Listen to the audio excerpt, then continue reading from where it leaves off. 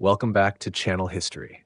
Today, I'm going to reveal a secret that could completely change the way you view one of the most famous modern fairy tales in the world, the life of Princess Diana. You think you know everything about her, the shy girl who became a global icon, the people's woman who touched the hearts of millions. But what if I told you that everything you thought you knew about her family is nothing but a perfectly crafted lie? We've always been taught that Princess Diana came from the wealthy and respected Spencer family. It's a beautiful story, but it's just the surface. Because hidden beneath the name Spencer is another bloodline, a darker bloodline, one that holds betrayal, forbidden love, and tragedies buried deep in history. The bloodline I'm talking about isn't Spencer, it's Tudor. Yes, the very same Tudor dynasty of King Henry VIII, the dynasty of queens executed, broken vows, and one of the bloodiest periods in English history. You're probably thinking, this can't be true. Official history claims the Tudor line ended with Queen Elizabeth I. And on paper, that's correct. But official history is sometimes the most meticulously crafted lie. If you think the Tudor story is over, let me reopen it for you. Our story doesn't start in a lavish palace, but in the shadows, with a woman whose name history has tried to erase. Her name was Mary Tudor. Not the bloody Queen Mary, but another Mary, the youngest sister of Henry VIII, a woman of legendary beauty, with fiery red gold hair and eyes that could be both gentle and fierce. Henry loved her. He called her his pearl. But even precious pearls can be locked away. In 1514, Mary was married off to King Louis VII of France, an old, frail man, solely for Henry's political gain. A lively, passionate woman with spirit was thrust into the cold stone halls of a foreign court, surrounded by suspicious eyes and whispered words. But only 82 days after the wedding, King Louis passed away. Mary became a widow, and more importantly, she was free. But that freedom didn't last. Henry would soon decide her next husband because, to him, his sister wasn't family. She was just a pawn on the European power chessboard. But Mary had a promise full of danger. However, Mary had a promise full of danger and betrayal, a vow given to the man she truly loved, Charles Brandon, Duke of Suffolk, the closest friend of King Henry. Charles was not a royal, but he held a special place in the king's heart and had captured Mary's heart completely. They had sworn together that if Mary became a widow, she would choose her next husband herself. She would choose him. Challenging Henry VIII meant a death sentence, but for love, some risks were worth taking. When news of King Louis's death reached England, Henry acted swiftly. He sent Charles Brandon to France with a clear order, "Bring my sister back home safely." But there was another command, unspoken, sharp as a blade: "Do not touch her." Henry knew of their feelings for each other and trusted that Charles would not betray that trust. As proof, Henry gave Charles a heavy golden signet ring. "This is my trust in you," Henry said. "Do not betray it." Imagine Charles on that ship, the cold sea spray hitting his face, the weight of the ring burning in his pocket. He was torn between two loyalties, one to the king who had given him everything, the other to the woman who was the only one who could bring him happiness. Choosing Mary was a gamble with his life. Obeying Henry was betraying his own love. When Charles arrived at the French court, he saw Mary draped in mourning, her room bathed in black velvet. But when their eyes met, the sorrow faded into something else. Recognition, desperation, a wordless plea. That night, Mary confronted Charles. She was no longer a shy girl. "Will you marry me?" she asked. It was not a question, but a threat. Charles hesitated, warning her of Henry's wrath, of the Tower of London, of the executioner's blade.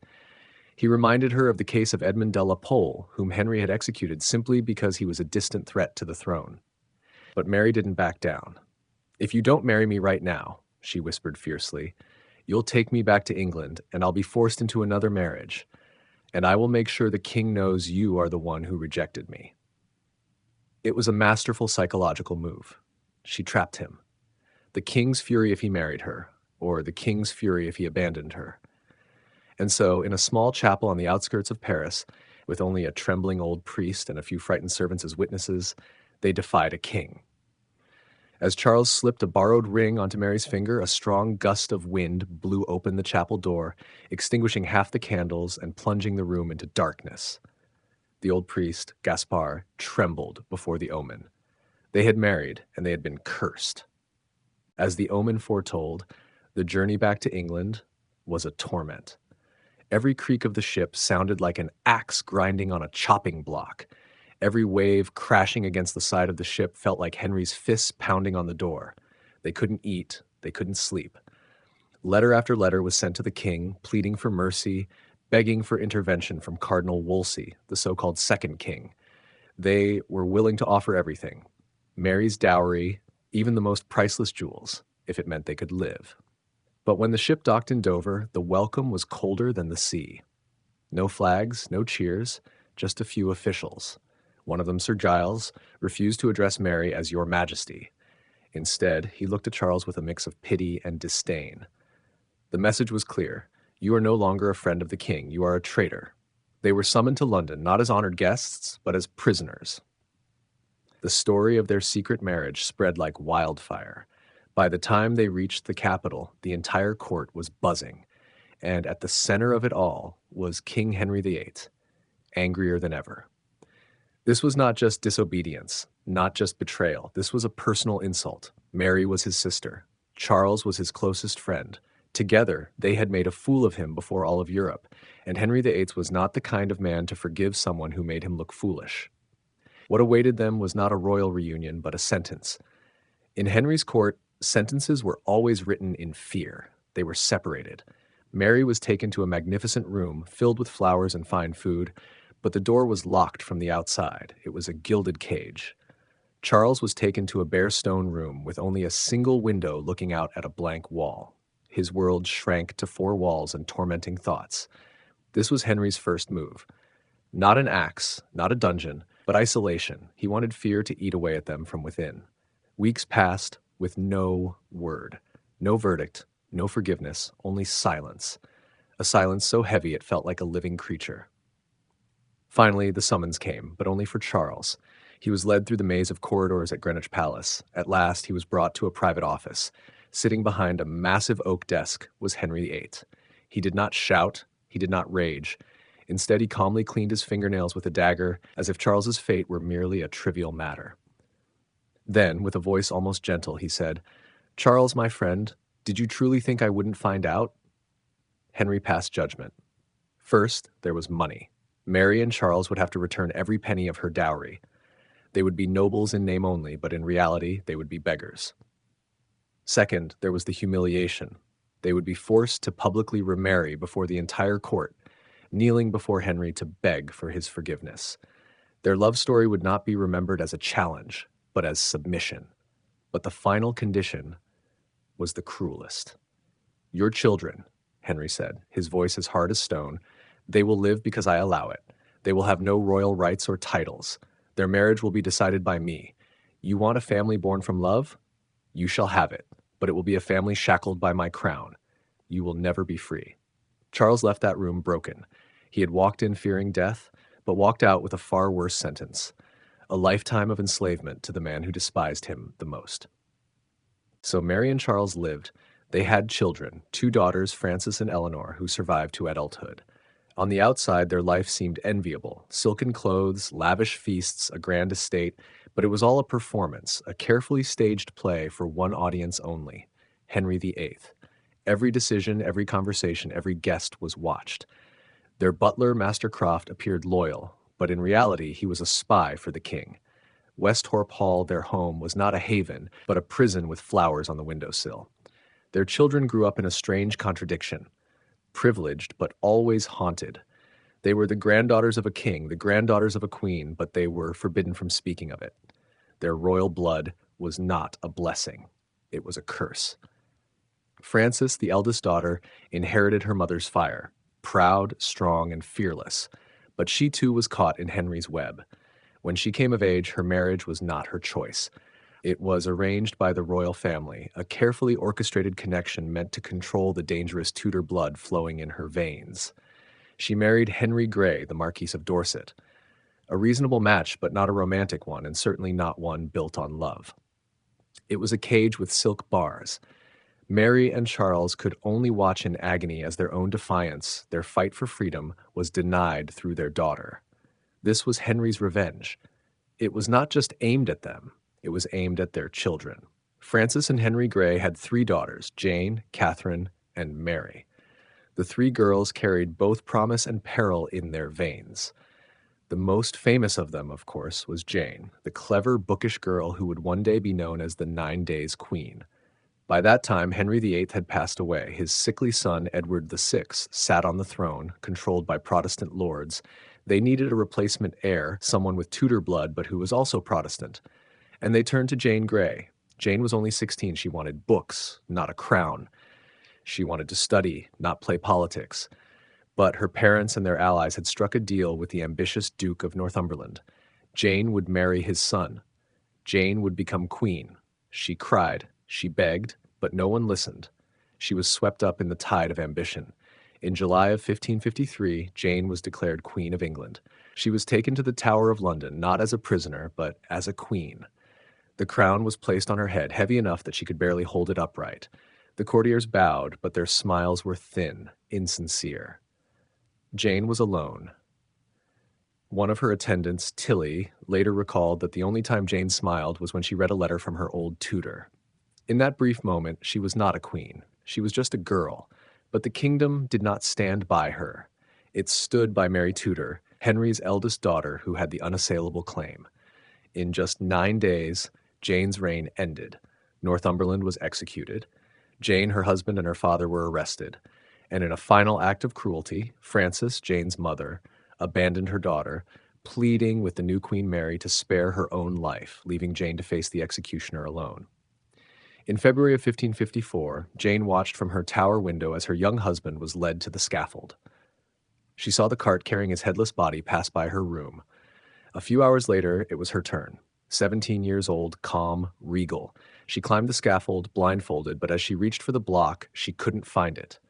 "What do I do?" she cried in panic. "Where is it?" A guard took her hand and guided it to the cold wood, and there, in one final, terrible moment, the blood born from the forbidden love of Mary Tudor and Charles Brandon was paid for. The axe fell. Henry VIII's niece was dead. The king's revenge was complete. At least, it seemed complete. The death of Lady Jane Grey should have been the bloody end to a story that had spanned generations. But blood is stubborn. Henry VIII may have thought he had wiped out the legacy of Mary Tudor when Jane's head rolled on the scaffold. But he had forgotten one thing. Jane had sisters, Catherine and Mary Grey, and their lives would prove that the curse of that bloodline wasn't over. It would echo through the centuries. Catherine Grey was everything her bookish sister was not. Graceful, charming, and according to all accounts, stunningly beautiful. But she carried the same dangerous heritage, the Tudor blood. Under Queen Elizabeth I, this was deadly. Elizabeth was famously unwilling to marry or name a successor. That meant Catherine, as a senior descendant of Henry VII's daughter, was considered by many to be the legitimate heir in name. She was a living alternative to the Queen herself, and Elizabeth, like her father, was in a constant state of panic. Catherine knew the danger. She had witnessed her sister Jane die for a crown she never wanted. She should have stayed silent, lived in seclusion. But she fell in love. His name was Edward Seymour. They married in secret, and when Catherine's growing belly could no longer be hidden, Elizabeth's fury erupted. The Queen did not have her executed. No, she chose a more brutal punishment. Elizabeth declared Catherine's marriage invalid, her children illegitimate. And then she imprisoned her, moving her from one squalid castle to another, never allowing her to see her husband again. Catherine withered away, dying at 27, officially from illness, but in truth, from a broken heart.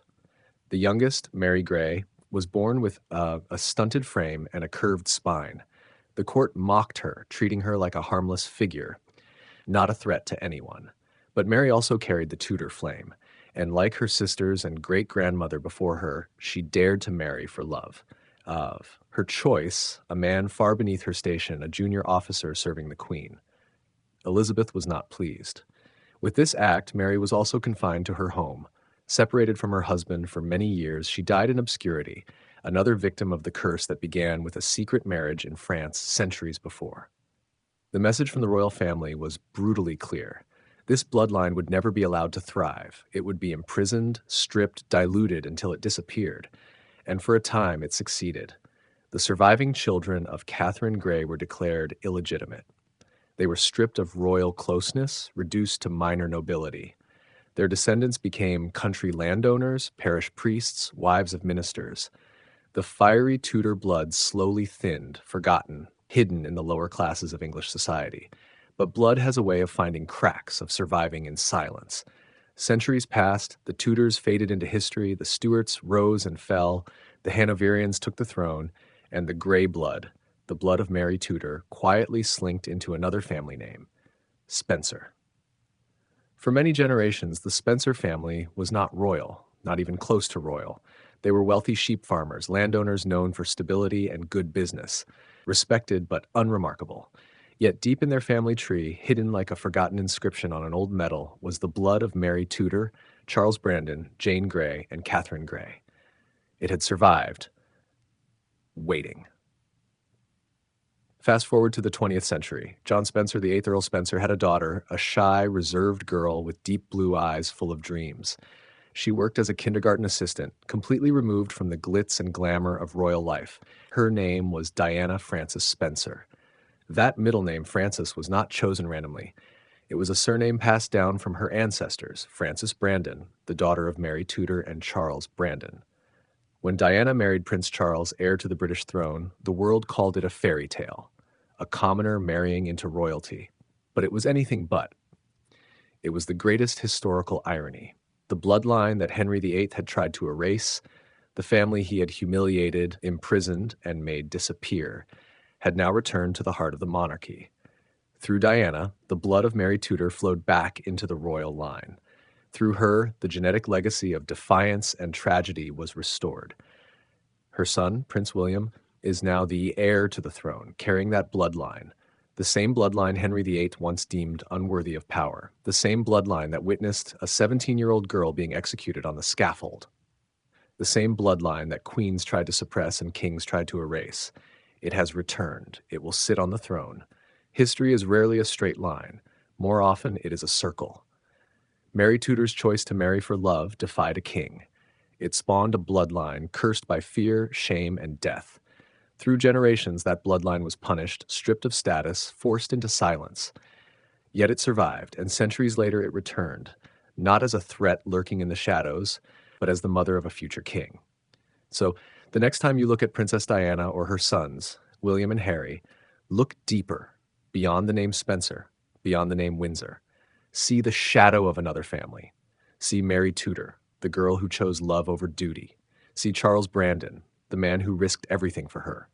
See Lady Jane Grey, the young queen who bravely walked to her death.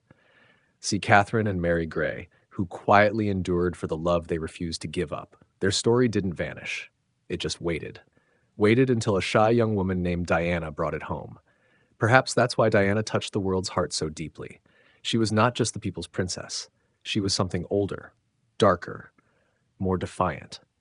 She was the vengeance of the Tudors, a bloodline once buried, once broken, now standing in the spotlight. A story that began in a dusty chapel in France more than 500 years ago, sealed by a secret promise, still lives in the eyes of a future king.